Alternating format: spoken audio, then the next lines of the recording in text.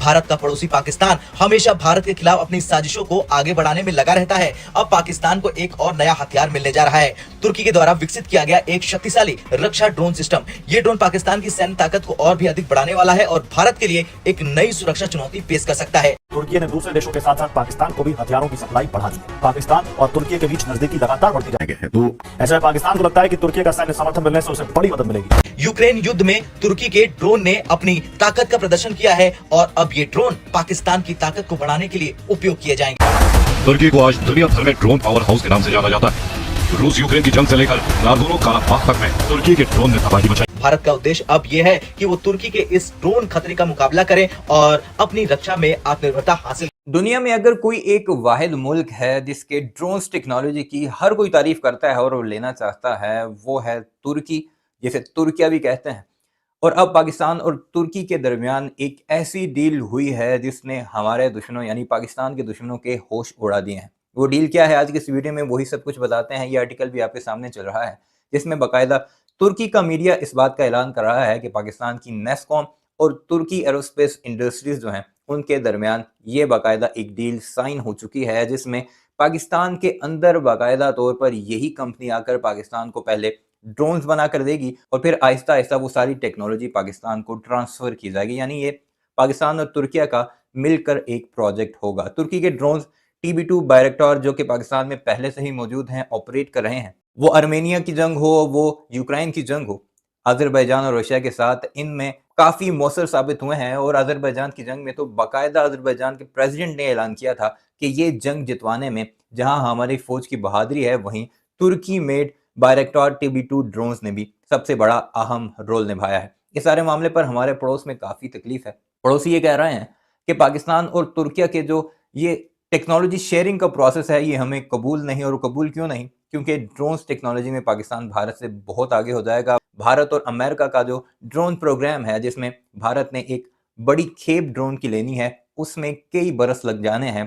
तकरीबन 8 से 10 साल की टाइमलाइन बताई जा रही है, जिसमें भारत के पास उस कैपेसिटी के यानी बायरेक्टर TB2 के कैपेसिटी के ड्रोन्स वापस आएंगे या उन्हें मिलेंगे। इस वजह से उन्हें काफ़ी तकलीफ है। क्या कुछ चल रहा है हमारे पड़ोस में, आज की इस वीडियो में आपको वही सब कुछ उन्हीं की जुबानी बताते हैं। कहावत है, जो बोते हैं वो काटते भी हैं। जब आप दूसरों को अपनी कमजोरी का फायदा उठाने का मौका देते हैं तो अंत में वही आपको भारी पड़ सकता है। यही कुछ तुर्की और पाकिस्तान की साझेदारी में हो रहा, जो भारत के लिए गंभीर खतरा बन सकता है। भारत का पड़ोसी पाकिस्तान हमेशा भारत के खिलाफ अपनी साजिशों को आगे बढ़ाने में लगा रहता है। अब पाकिस्तान को एक और नया हथियार मिलने जा रहा है। तुर्की के द्वारा विकसित किया गया एक शक्तिशाली रक्षा ड्रोन सिस्टम। ये ड्रोन पाकिस्तान की सैन्य ताकत को और भी अधिक बढ़ाने वाला है और भारत के लिए एक नई सुरक्षा चुनौती पेश कर सकता है।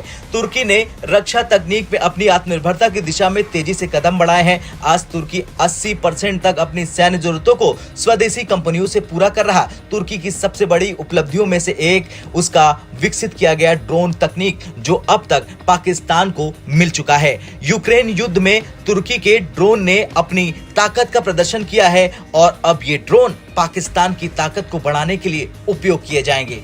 यूक्रेन युद्ध में तुर्की के ड्रोन ने अपनी ताकत का प्रदर्शन किया था और अब ये ड्रोन पाकिस्तान की ताकत को बढ़ाने के लिए उपयोग किए जाएंगे।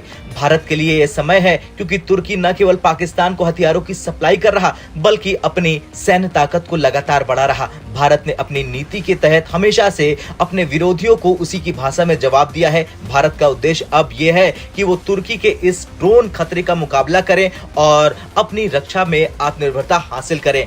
भारत ने पहले ही अपने रक्षा प्रणाली को मजबूत करना शुरू कर दिया है। भारत ने स्वदेशी रूप से ड्रोन तकनीक पर काम किया है और अब वो एंटी ड्रोन सिस्टम विकसित कर चुका है। इससे तुर्की के ड्रोन का मुकाबला करने में भारत सक्षम होगा। इसके अलावा भारत ने अपनी सेना, वायुसेना और नौसेना में घातक हथियारों का उत्पादन तेज कर दिया है।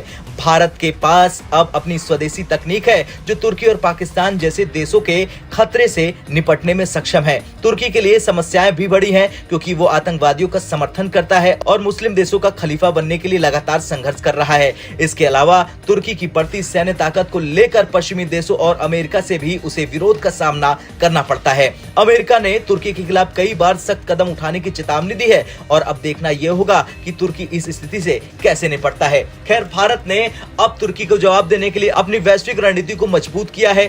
भारत ने पहले ही पाकिस्तान को समझा दिया है कि वो किसी भी परिस्थिति में भारत से युद्ध नहीं जीत सकता।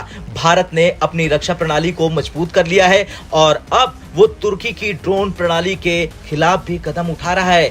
तुर्की ने पाकिस्तान को जो ड्रोन दिया है वो भारत के लिए एक गंभीर चुनौती हो सकती है, लेकिन भारत की रणनीति स्पष्ट है, वो किसी भी दुश्मन को उसी की भाषा में जवाब देगा।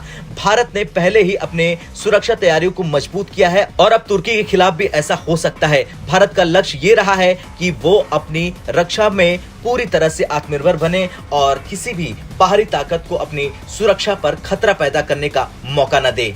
एक किलर ड्रोन से लेकर घातक हथियारों की आपूर्ति कर रहा है। दावे के मुताबिक पाकिस्तान पहले से ही परमाणु हथियारों से लैस है। चीन भी उसे पहले से ही अपने हथियार देता रहा है। ऐसे में तुर्की से मिलने वाले फाइटर जेट और किलर ड्रोन को पाकर पाकिस्तान बौखला सकता है। रिपोर्ट के मुताबिक एर्दोआन जब पहली बार सत्ता में आए थे तब तुर्की का घरेलू उद्योग देश की रक्षा जरूरतों का 20% पूरा करता था, लेकिन आज तुर्की की सेना को 80% हथियारों की सप्लाई स्वदेशी कंपनियां कर रही हैं। तुर्की अपना युद्धपोत बना रहा है। वो 5वीं पीढ़ी के कान फाइटर जेट भी बना रहा है। तुर्की ने अपने इस फाइटर जेट को पाकिस्तान को भी ऑफर किया है। माना जा रहा है कि तुर्की ने अमेरिकी F-35 जेट की नकल करके इसे बनाया है। तुर्की के हथियारों में बायरक्तार TB2 ड्रोन को उसकी सबसे बड़ी उपलब्धि माना जाता है। और अब बात तुर्की के प्रेसिडेंट एर्दोआन के नए खलीफा बनने की चाहत की। एर्दोआन मुस्लिम देशों के बीच अपनी धमक और असर बढ़ाना चाहते हैं। एर्दोआन की इस महत्वाकांक्षा को बढ़ाने में पाकिस्तान एक बड़ा मोहरा बन गया है। पाकिस्तान के हुक्मरान अपने आका चीन की तरह ही तुर्की के इशारों पर भी नाचने लगे हैं। पावर शो के पीछे आखिर क्या दोनों देशों का असली इरादा है, देखिए इस स्पेशल रिपोर्ट में। आसमान में ये ताकत दिखाकर चीन आखिर दुनिया को क्या बताना चाहता है? चीन के एयर शो के साथ ही तुर्की ने भी अपने हथियारों का प्रदर्शन किया। नए वेपन सिस्टम तैयार किए हैं। जिनपिंग और एर्दोआन की सेना अपने इन्हीं हथियारों का शक्ति प्रदर्शन कर रही है। जुलाई एयर शो में चीन ने अपनी ताकत दिखाई।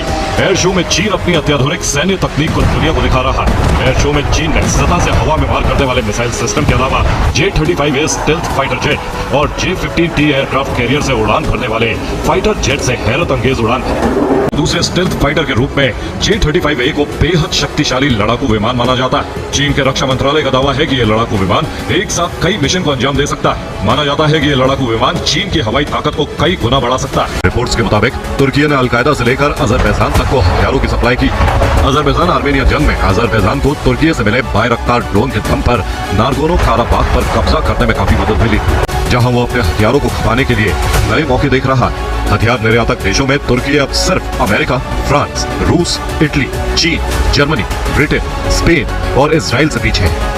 जानकारों का मानना है कि एर्दोआन खुद को इस्लामिक देशों का खलीफा बनाना चाहते हैं। टर्की और पाकिस्तान के रिश्ते जो हैं वो किसी से छिपे हुए नहीं है दोस्तों। आप जानते हैं कि दोनों में काफी ज्यादा क्लोज कोऑपरेशन है। वीडियो आपने मुलाहिजा की, कमेंट सेक्शन में इस बारे में अपनी राय का इजहार जरूर कीजिएगा और हमारे इस चैनल को भी जरूर सब्सक्राइब कीजिएगा।